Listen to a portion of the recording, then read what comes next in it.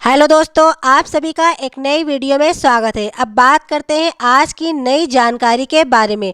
सिर्फ एक गलती और आपका अपना घर कागजों में किसी और का हो सकता है। 1 अप्रैल से सरकार ऐसा सर्वे शुरू करने जा रही है जिसमें हर घर को एक नया सरकारी नंबर मिलेगा और अगर उस समय आपने सही जानकारी नहीं दी या आपका घर रिकॉर्ड में नहीं आया तो आने वाले समय में लोन योजना और यहाँ तक कि मालिकाना हक में भी बड़ी परेशानी खड़ी हो सकती है। आखिर हाउस लिस्टिंग क्या है, इसमें आपसे क्या पूछा जाएगा और ऐसी कौन सी सावधानी है जो भविष्य के झगड़ों और नुकसान से बचा सकती है। पूरी जानकारी जानने के लिए इस वीडियो को अंत तक जरूर देखें, क्योंकि आज हम ऐसे विषय पर विस्तार से बात करेंगे जो आने वाले समय में देश के हर नागरिक के लिए चर्चा का विषय बनने वाला है।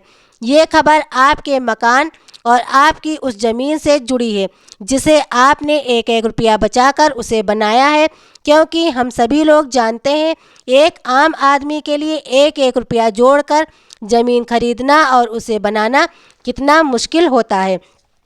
उस घर का निर्माण सिर्फ ईंट मोरंग नहीं होता, बल्कि उसके सपनों का महल होता है जहां वो अपने परिवार के साथ सुरक्षित महसूस करता है। इसी सुरक्षा को और पुख्ता करने के लिए आपके आशियाने को सरकारी दस्तावेजों में एक नई और मजबूत पहचान दिलाने के लिए सरकार एक बहुत बड़ा कदम उठाने जा रही है। ये जानकारी आपके लिए इसलिए भी ज़रूरी है क्योंकि इसमें आपको सरकार का सहयोग करना होगा और जागरूक रहना होगा ताकि भविष्य में आपको किसी भी तरह की परेशानी का सामना ना करना पड़े। आगे आने वाली 1 तारीख यानी 1 अप्रैल 2026 में एक विशेष अभियान की शुरुआत होने जा रही है। ये अभियान इतना बड़ा और इतना मजबूत है कि इसमें कश्मीर से लेकर कन्याकुमारी तक और गुजरात से लेकर अरुणाचल तक हर एक घर को शामिल किया जाएगा। इस प्रक्रिया को तकनीकी भाषा में हाउस लिस्टिंग या मकानों का सूचीकरण भी कहा जाता है, लेकिन हम और आप इसे सरल भाषा में समझें तो ये हमारे घरों की सरकारी गिनती है। अब आप सोच रहे होंगे कि घरों की गिनती की क्या ज़रूरत आ पड़ी है, तो आपको बता दें कि देश में जनगणना का काम शुरू होने वाला है और जनगणना का मतलब सिर्फ ये नहीं होता कि इंसानों की गिनती की जाए, बल्कि ये भी देखना होता है कि लोग कैसे हालातों में रह रहे हैं। इसी तैयारी के लिए ये पहला चरण शुरू किया जा रहा है जो 1 अप्रैल से शुरू होकर अगले 6 महीने तक यानी 30 सितंबर तक लगातार चलेगा।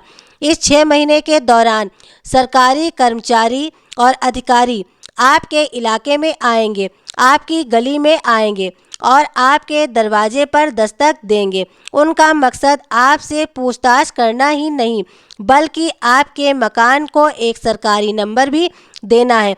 अब सोचिए पिछले 10-12 सालों से हमारे देश का नक्शा कितना बदल चुका है। पहले बहुत सी जगहों पर खाली मैदान हुआ करते थे, मगर अब बड़ी बड़ी इमारतें बनकर खड़ी हो गई हैं। गाँव में जहाँ कच्चे मकान होते थे अब वहाँ पक्के मकान बन गए हैं। खेत अब रिहायशी कॉलोनियों में बदल चुके हैं, लेकिन सरकार के पास इन सब बदलावों का कोई ताज़ा और सटीक रिकॉर्ड मौजूद नहीं है। अभी तक सरकार को ये नहीं पता होगा कि देश में कुल कितने मकान हैं और उनमें रहने वालों का जीवन स्तर कैसा है। जब तक सरकार को आपके लिए कुछ पता ही नहीं होगा तो सरकार आपके लिए मूलभूत आवश्यकता कैसे लाएगी। सरकार मूलभूत आवश्यकताएं जैसे बिजली, पानी, सड़कें नहीं बना सकती। इसी कमी को पूरा करने के लिए ये हाउस लिस्टिंग की जा रही है। जब ये टीम आपके घर आएगी तो वो आपके मकान की स्थिति देखेगी। मकान कच्चा है या पक्का, उसमें कितने कमरे हैं या उसमें कितने लोग रहते हैं, ये सारी जानकारी एक डेटाबेस में जमा की जाएगी। लेकिन अब सबसे बड़ी बात यह है, ये सारा काम अब पुराने हिसाब से नहीं होगा। यानी अब वे ज़माने चले गए जब कर्मचारी अपने साथ मोटे मोटे रजिस्टर और फाइलों को लेकर घूमते थे। कई बार उन कागज़ों को खो जाने और फट जाने का भी डर रहता था। अब हम डिजिटल टाइम में जी रहे हैं और सरकार भी अब पूरी तरह से हाईटेक हो चुकी है। आपके घर जो भी कर्मचारी जानकारी लेने आएंगे उनके हाथों में कागज़ और पेन नहीं, बल्कि एक स्मार्ट टैबलेट या मोबाइल फ़ोन होगा। वो आपसे सवाल पूछेंगे और आपको सही से जवाब देना होगा, और वो उसी टाइम आपके जवाब को अपने डिवाइस में टाइप कर देंगे। इससे गलती होने की गुंजाइश ना के बराबर रह जाएगी और आपका डेटा हमेशा के लिए सुरक्षित हो जाएगा। जैसे ही वो आपके घर की जानकारी भरेंगे, आपके मकान को एक यूनिक कोड या नंबर मिल जाएगा। यह नंबर एक तरह से आपके घर की एक डिजिटल पहचान बन जाएगी। इस पूरी प्रक्रिया का एक पहलू और भी है जो आपके लिए जानना बहुत फ़ायदेमंद है। अक्सर आपने देखा होगा, ज़मीन जायदाद को लेकर लोगों के बीच में झगड़े होते रहते हैं, लेकिन जब हाउस लिस्टिंग के दौरान आपके मकान के साथ आपका नाम जुड़ जाएगा, सरकारी रिकॉर्ड में डिजिटल तरीके से जुड़ जाएगा, तो ये आपके पास बहुत बड़ा सबूत होगा कि आप ही उस संपत्ति के असली मालिक हैं। सरकार की नज़र में आपका मकान एक वैध संपत्ति के रूप में दर्ज हो जाएगा, जिससे आपको भविष्य में अपनी ज़मीन पर लोन लेने में या बेचने में या फिर ज़मीन का बंटवारा करने में कोई दिक्कत नहीं होगी। इसके अलावा सरकार जो नई सरकारी योजनाएं लाती है, चाहे वो आवास योजना हो या उज्ज्वला योजना हो, इन सभी योजनाओं का लाभ देने के लिए सरकार इसी डेटा का इस्तेमाल करती है। अगर आपका घर इस लिस्ट में छूट गया, हो सकता है कि आने वाले समय में आप सरकारी लाभों से भी वंचित रह जाएं। इसीलिए हम सबकी जिम्मेदारी बनती है कि हम इस काम को गंभीरता से लें। अब बात करते हैं आपको क्या सावधानी बरतनी है और कैसे सहयोग करना है। जब भी कोई सरकारी कर्मचारी बताकर आए, तो सबसे पहले आप उनसे बहुत ही विनम्र तरीके से उनको अपना आइडेंटिटी कार्ड दिखाने को कहें। सरकार ने इस काम में लगे हर कर्मचारी को वैध पहचान पत्र भी दिया होगा। पुष्टि करने के बाद ही आप उनको अपने घर की जानकारी दें। आपको अपना और अपने परिवार के मुखिया का सही नाम बताना है। इसके साथ ही घर में कुल कितने सदस्य हैं, उनकी संख्या सही बतानी है। याद रहे, इसमें गलत जानकारी नहीं देना है, क्योंकि यही जानकारी आगे चल के आपके और आपके बच्चों के काम आएगी। ये अभियान 1 अप्रैल से शुरू हो रहा है, तो हो सकता है आपके घर कर्मचारी अप्रैल या मई में आए या फिर जून, जुलाई, अगस्त में भी आ सकते हैं, क्योंकि ये अभियान पूरे 6 महीने चलेगा। इसीलिए आपको घबराने की ज़रूरत नहीं है कि कोई अधिकारी अभी तक हमारे घर पर क्यों नहीं आया है। सरकार ने हर क्षेत्र के लिए अलग अलग समय सारणी तैयार की होगी। बस आपको जागरूक रहना है, और जैसे ही आपके पड़ोस में या आपकी गली में कोई सर्वे टीम दिखे, तो आपको तैयार रहना है।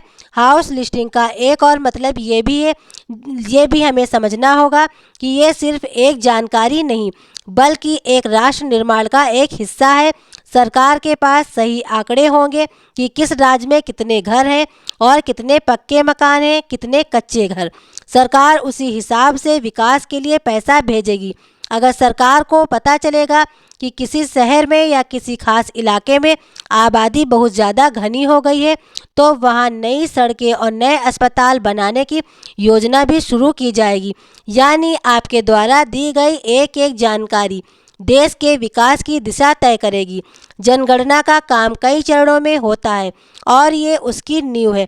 जब मकानों की गिनती पूरी हो जाएगी और हर घर को एक नंबर मिल जाएगा, उसके बाद अगले चरण में इंसानों की गिनती शुरू होगी, जिसमें आपकी शिक्षा, आपके रोजगार और अन्य व्यक्तिगत चीज़ों के बारे में पूछा जाएगा। लेकिन फिलहाल अभी सिर्फ मकानों की सूची बनाने की प्रक्रिया शुरू की जाएगी। इस जानकारी को सिर्फ अपने तक आप ना रखें, क्योंकि अभी भी बहुत से ऐसे लोग हैं जो कम पढ़े लिखे हैं या सरकारी कामों की समझ नहीं है। ऐसे में हो सकता है जब कोई अधिकारी उनके घर जाए तो वे डर जाएं या कोई गलत जानकारी दे दें। एक नागरिक होने के नाते आपका ये कर्तव्य है कि आप अपने आस पड़ोस में रहने वाले या रिश्तेदारों से इस जानकारी को ज़रूर साझा करें और उनको बताएं ये काम उनकी बेहतरी के लिए किया जा रहा है। आप इस अधिकार को जानें जो सरकार ने आपको दिया है। आने वाले दिनों में जब ये सर्वे शुरू होगा, तो हो सकता है कुछ और भी नई अपडेट आए या नए नियम भी जुड़े। हम अपनी वीडियो के माध्यम से वो जानकारी, वो अपडेट आप तक तुरंत पहुंचाने की कोशिश करेंगे। इसके लिए आपको हमारे चैनल से जुड़े रहना होगा। इसीलिए अगर आपने अभी तक हमारे चैनल को लाइक और सब्सक्राइब नहीं किया है तो आप हमारे चैनल को लाइक कीजिए और सब्सक्राइब कीजिए।